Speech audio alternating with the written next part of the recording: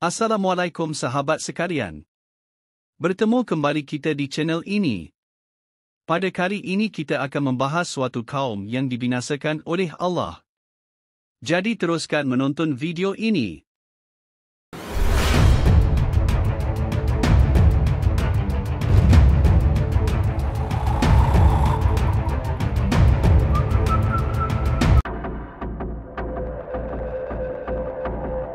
Tahukah anda terdapat suatu kaum yang diciptakan oleh Allah yang mempunyai badan gagah dan tubuh badan yang besar?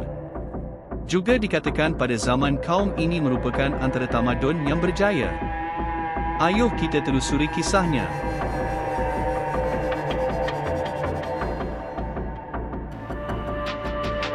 Mereka adalah kaum Ad. Kaum Ad adalah sebuah kaum Arab yang hidup setelah zaman Nabi Nuh. Mereka tinggal di sebuah daerah yang disebut Al-Ahqaf, yang diyakini terletak di kawasan antara Yaman dan Oman, atau di wilayah selatan semenanjung Arab. Lokasi ini sering digambarkan sebagai daerah berpasir dan bergurun.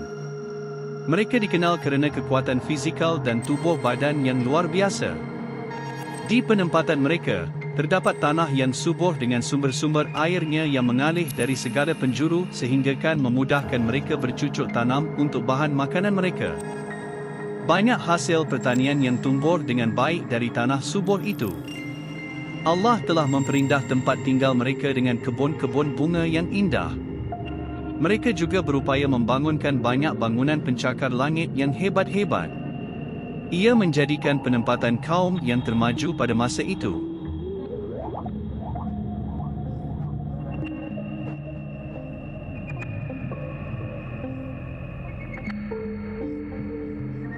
Walaupun diberikan nikmat yang terlalu banyak oleh Allah, namun kaum Ad leka.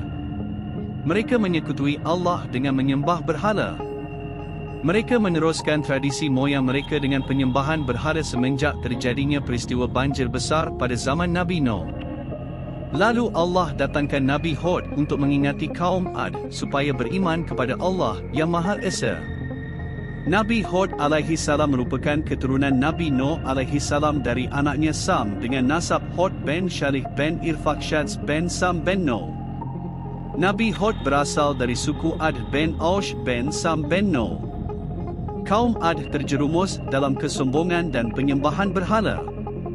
Mereka menolak ajaran tauhid dan lebih memilih menyembah patung-patung yang mereka buat sendiri. Kesombongan mereka membuat mereka meremehkan ajakan para nabi dan utusan Allah.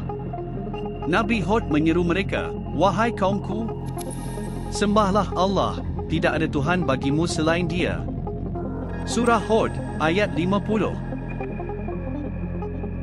Suatu hari kaum Ad berkata kepada Nabi Hud, "Apakah engkau datang kepada kami agar kami hanya menyembah Allah saja dan meninggalkan apa yang biasa disembah oleh nenek moyang kami?" Surah Al-A'raf, ayat 70. Kaum Ad tetap menolak dakwah Nabi Hud. Walaupun mengetahui umatnya tetap tidak mahu menyembah Allah, Nabi Hud tetap menasihati dan berdakwah kepada kaum Ad dengan mengatakan, "Janganlah kamu menyembah melainkan Allah, sesungguhnya aku bimbang kamu akan beroleh azab yang besar." Kaum Ad tetap tidak mempercayai tentang ajaran yang dibawa oleh Nabi Hud. Mereka menganggap bahawa Tuhan tak akan mengutus seorang rasul dari kalangan manusia biasa seperti mereka. Mereka juga tidak percaya bahawa manusia akan menghadapi hari kebangkitan kelak, malahan mengejek Nabi Hud dengan tidak mempercayai tentang azab yang bakal diterima oleh mereka dengan berkata, "Adakah engkau datang kepada kami untuk memesongkan kami dari menyembah Tuhan kami? Maka bawalah azab seksa yang engkau janjikan kepada kami itu jika betul engkau dari orang-orang yang benar." Kaum Ad benar-benar mencabar Nabi Hud. Mereka sangat sombong berkata-kata. Oleh sebab kaum Ad tidak mempedulikan dakwah Nabi Hud, Nabi Hud berdoa meminta pertolongan daripada Allah. "Wahai Tuhanku, tolonglah aku kerana mereka mendustaiku." Setelah Nabi Hud berdoa, Allah menurunkan azab kepada kaum Ad. Tempat tinggal kaum Ad mengalami kemarau yang panjang yang membuatkan penduduknya menderita. Kemudian mereka memohon turunnya hujan. Setelah itu datanglah gumpalan awan hitam di langit dan mereka menyangka bahawa awan itu merupakan hujan rahmat. Awan itu menuju kawasan penempatan kaum Ad dan membuatkan kaum itu gembira dan keriangan sambil berkata, "Inilah awan akan membawa hujan kepada kita." Mendengarkan kata-kata itu, Nabi Hud berkata, "Tidak. Itu adalah azab yang kamu minta segerakan kedatangannya, iaitu angin yang membawa azab seksa yang tidak terperi sakitnya." Kerana kekafiran dan kesombongan mereka, Allah menurunkan azab yang sangat dahsyat. Mereka dihancurkan dengan angin yang sangat dingin dan kencang yang berembus selama 7 malam dan 8 hari berturut-turut. Angin tersebut menghancurkan rumah-rumah mereka dan melemparkan tubuh mereka hingga tewas. Peristiwa itu membinasakan kaum Ad yang kafir. Dalam riwayat lain menyebut, azab angin kencang tidak terasa bagi Nabi Hud dan pengikutnya yang beriman.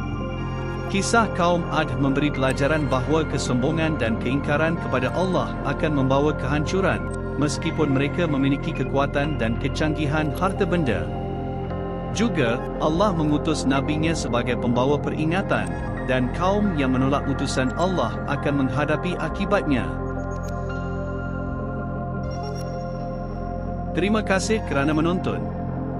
Semoga paparan kali ini membawa iktibar dan pedoman kepada kita semua.